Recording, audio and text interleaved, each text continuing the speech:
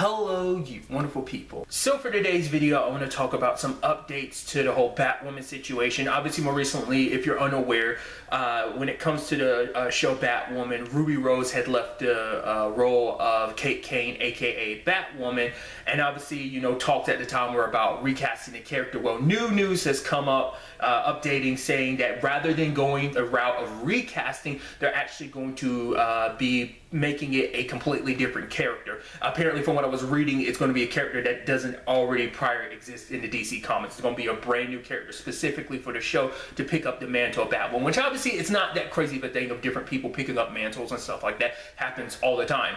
Obviously, just the Flash character in its own right. Obviously, the moniker of the Flash has been, you know, belonged to Jay Garrett, Barry Allen, Wally West, Bart Allen.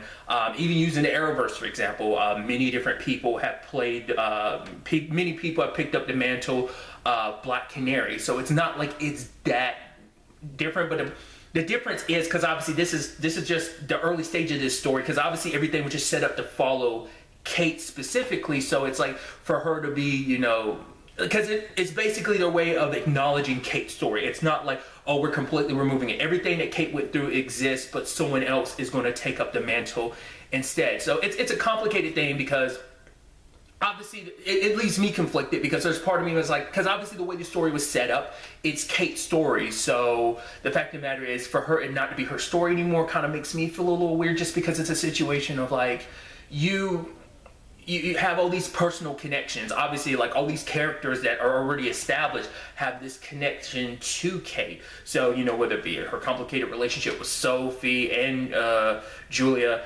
the whole situation with her dad, with her, you know, with Alice, you know. And then there's also the complicated thing of like, well, when the season ended, spoilers, there's a whole situation with Tommy, aka Hush, becoming Bruce. So there's that personal connection to being cousins and everything. So like that's why I'm like, I'm sure they're not going to completely abandon a lot of those storylines. They're going to continue to, I mean, because they already had their decision, like they already knew where they were going to go. Because to be fair, like obviously the season got cut short, but there was still story they had read. But it was like the next 2 or 3 episodes, they already had the story kind of figured out. So, you know, so they probably have to like completely abandon some of that, or at the very least rework. I mean, not just that, just like every place they were going with the story. So it's going, I mean, because they can't even use it, you know, the whole like, oh, it's a multiverse thing, because it's like everything's supposed to be on one Earth now.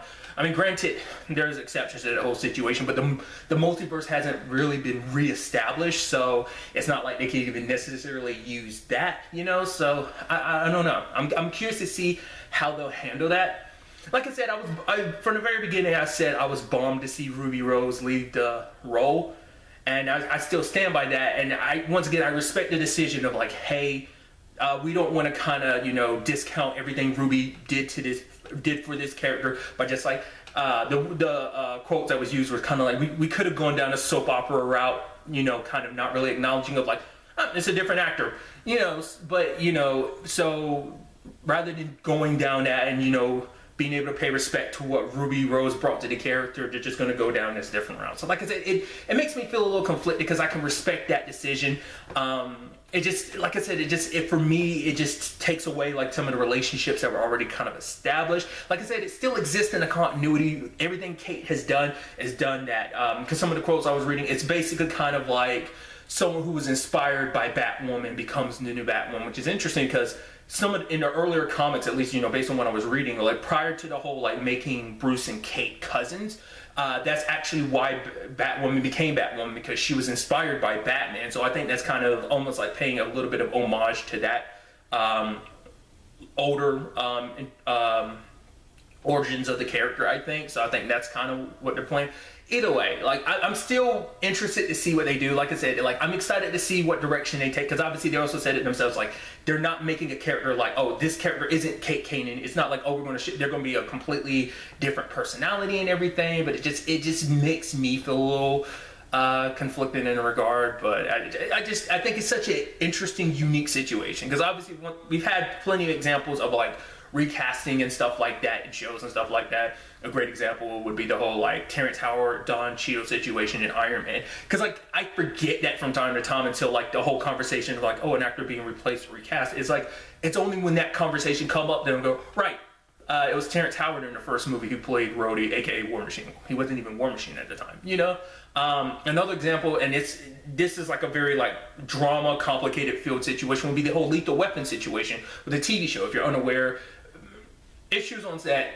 Clayne Crawford, who played Riggs, got killed off. I was under the impression, because in the third season, like Sean William Scott joined the show, I was under the impression that he was going to be replacing Clayne Crawford as Riggs, you know, prior to season 3 coming out, but it was like, no, he was playing a whole new character. So I expect it's going to be something similar to that, without killing off Kate, obviously. And obviously, it's like I said, different circumstances, different situations. So I'm not trying to compare apples to oranges. I don't want anyone to, you know, misinterpret that. But it's definitely going to be interesting to see how they handle this. I'm very interested to get to, you know, meet this new character and see what their story is and everything. But like I said, it still just makes me feel a little like I know it'd be weird to have someone else play Kate, but I would like to see Kate's story continue on. But like I said, we'll see where everything goes, you know, in season 2. In the comments down below, I'd love to get to know your thoughts about this news. How do you feel about it? Would you have preferred them to have recast, you know, the character of Kane, or are you like, no, like you're totally fine with this being the direction you're going? I'd love to get to know your thoughts. I've made it clear. I've kind of felt, you know, conflicted. I'm curious, or is anyone else out there conflicted as well? Or are you more like, no, I'm okay with it, or oh no, I'm not okay with it? Let me know your thoughts. But really, that's all I want to talk about. Until the next time we meet, be happy, be safe, live life to the fullest, and enjoy it. Good day and goodbye.